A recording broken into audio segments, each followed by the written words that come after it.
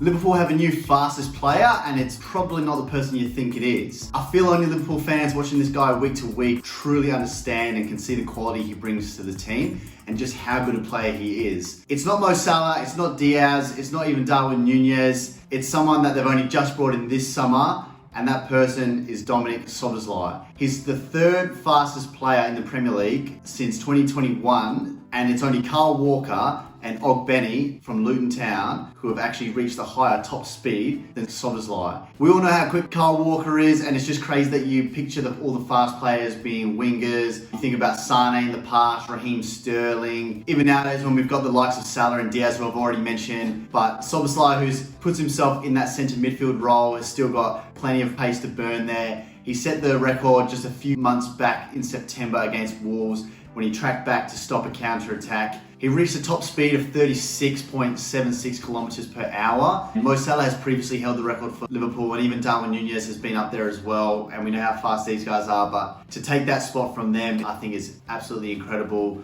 I do find it crazy, these guys, they have this pace, and it's sometimes maybe a little bit hidden because they're not in a position where they're able to show it off all the time. I know a few years back, I think it was the 2018-19 season, where Virgil van Dijk set the record in the Champions League for highest sprint speed, which is crazy when you think the likes of Mbappe are playing in that league and all the other fast players. But they really bust their gut out just to get back if they're up for a corner, and then all of a sudden they're open to a counter-attack. It's crazy the top speeds they reach. But I want to take this opportunity to talk about Dominik Szoboszlai. Like I said, watching him week to week, having him just come in this season, he's been an absolute joy to watch. I think he's got all the attributes you need to be a top quality centre midfielder in the Premier League. He's taken the number 8 shirt, which is obviously very iconic. It was previously worn by Steven Gerrard, and Naby Keita's had that number just between them. Probably didn't quite live up to the expectation that he had coming in when we spent £55 million on him, and I guess it was very unfortunate for him. He had a lot of injuries. He did win all those big trophies that we've won, and only just left last summer, but I think his availability is probably what stopped him reaching the heights that he probably could have. But Szoboszlai coming in, he's got other traits, parts of his game where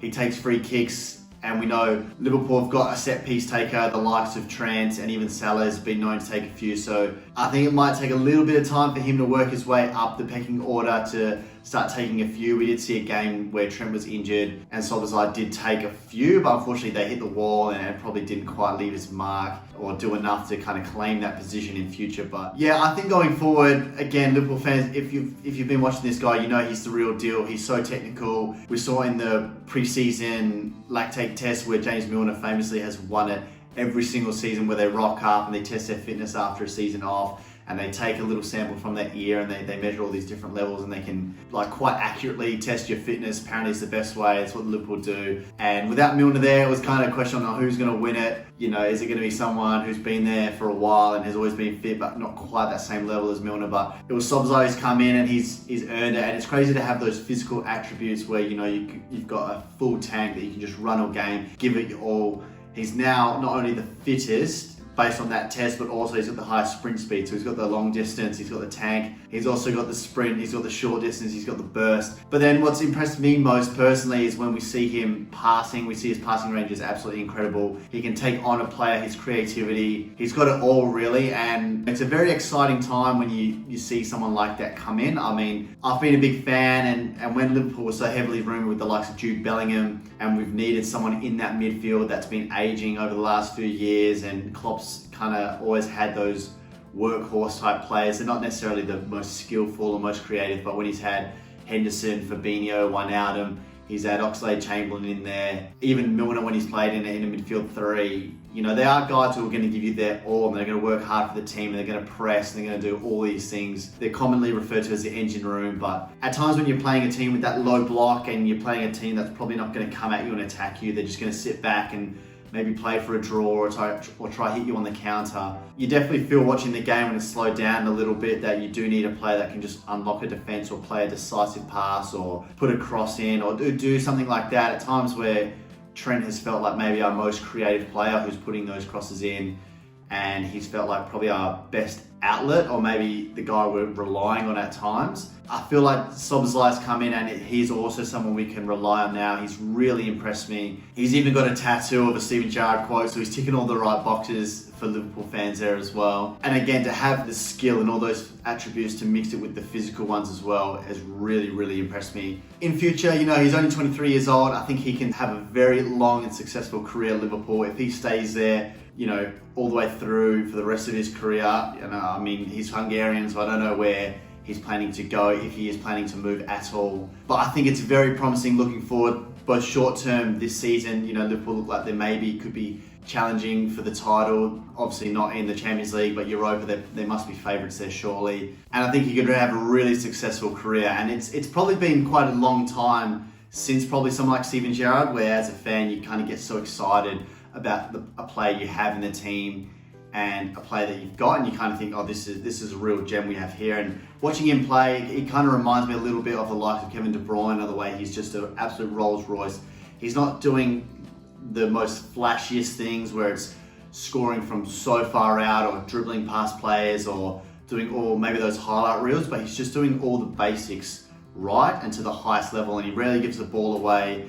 And his first touch and his turning on the ball is just seriously impressive. And he's obviously come in as well with the likes of Alexis McAllister, who's just come off the back of winning the World Cup at the end of last year, start of this year. And so, bringing in a whole new midfield that Liverpool have done, McAllister, Endo, we've even got Gravenberch in there as well. So 4 new guys to refresh that midfield and rejuvenate it from the guys who were maybe getting on a little bit from last season and the season prior. He's even been a standout in comparison to them. So he's the one that you'd probably pick out above the rest, that you just think, okay, wow, we've got a serious player here. There's even a story I mentioned that I read that apparently when Szoboszlai was a young kid and he was playing in the youth football levels, his dad was a coach, and he, instead of wearing bibs at the training sessions, apparently he made him wear headbands to differentiate between the different teams through different colours, which forced the kids who famously or who are known to look at the ground and keep their eye on the ball. You always tell the kids to get your head up. You want to be scanning for passes. You want to see the movement of your teammates.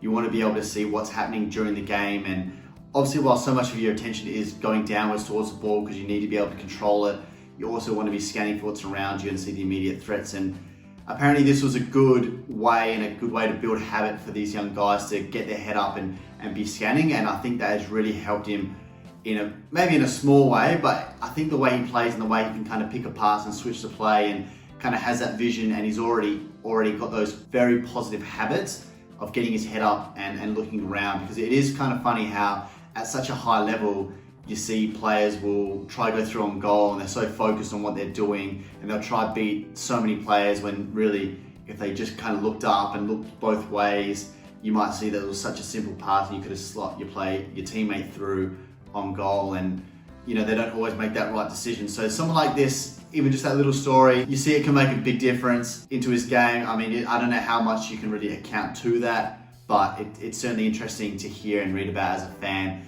And it's kind of funny, you probably don't see that often these days.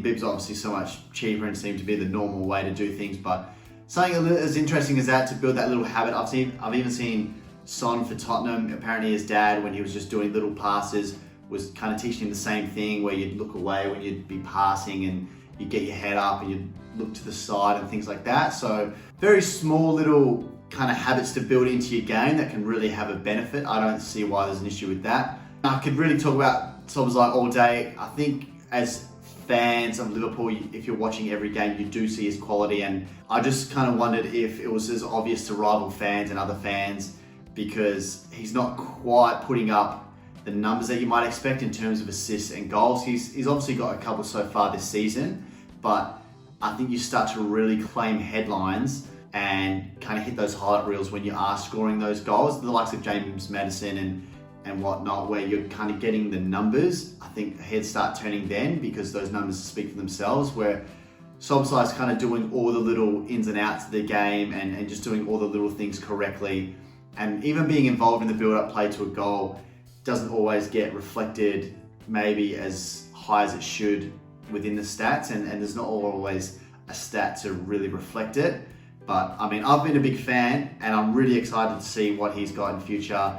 I think there's really big things ahead of him, and hopefully it is with Liverpool. But if you've seen him play at all this season, please drop in the comments below what your thoughts are. I've been a big fan, but that's all I wanted to say on him today. I'm sure there's a lot more we can say on him in future, and hopefully there's a great career to look back on there. But anyways, hit the subscribe button, smash the likes, and obviously drop your comments below. This has been Red Mate. I've been Ant. Thanks for watching, and I'll see you in the next one.